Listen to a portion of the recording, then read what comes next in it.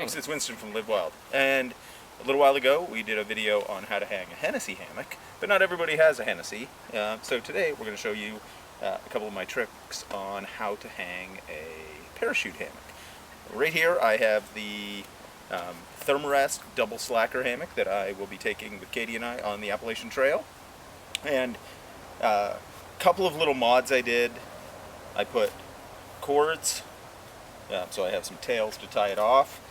Attach those to the loops on the end, and then there's another little modification I did, which you'll see once I get it hung up. So we already have tree straps attached with carabiners. You can do it with or without. We're just going to get started. Remember the Munter Hitch from the last video?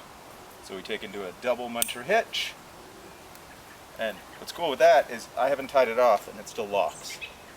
So now we tie our half hitch back up. That thing's not going anywhere. Now,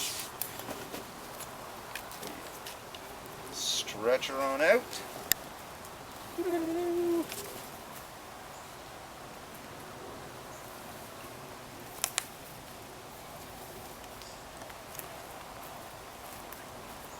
Second one.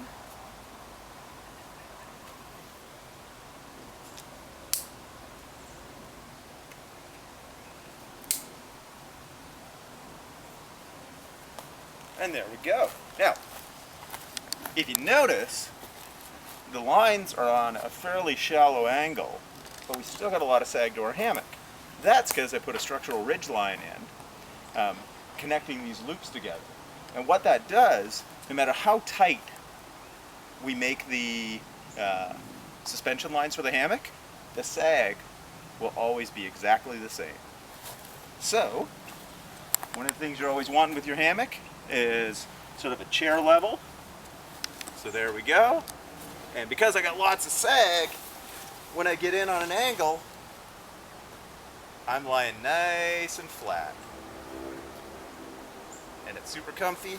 And because of this angle, I can roll over on my side and lie nice and flat and be nice and comfy and not be twisted in half. The other thing that's really nice with the structural ridgeline, very easy to clip a little bag on here. So if you're a glasses wearing, phone carrying fella like me, you've got some place to store your things. And because this hammock doesn't have a bug net, it actually gives me something to clip my bug net to. So if we zoom on in over here again, I'll quickly show you the tie-off method. And then we'll do a close-in of the structural ridgeline. In this case, I just did it with paracord.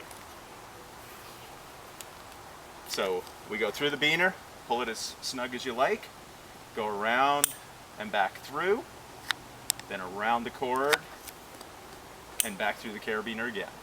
That's a double Munter Hitch, and she's locked off. Then, if we want to come on in here, if you want to add a structural ridgeline to your hammock, then generally you want to start with 83% of the length of your hammock. So generally if you bought a hammock, it's either listed how long it is, or you can look it up on the manufacturer's website. This particular hammock is 12 feet long when stretched out, so I made the structural ridgeline was like 8 feet 4 inches, I think is the way that it worked out, and gives you a nice sag here, which means you end up properly supported when you lie down in it. So hopefully you guys can apply that if you've been having any issues getting the right sag on your hammock. And the other really useful thing with this, I find, and my Hennessy already has a structural ridgeline in it, is if I'm taking my boots off, it gives me something to lean on, you know, without falling over. Because at the end of a day of hiking, I can attest from this past weekend, you're a little bit wobbly. So anyway, hopefully you like that. Hopefully you can make use of it. I'm Winston. We're LiveWild. Remember, like, comment, subscribe. Follow us on Facebook at LiveWild Crew. And if you got any suggestions of videos you'd like to see, send them on in, and we'll do our best to make them for you.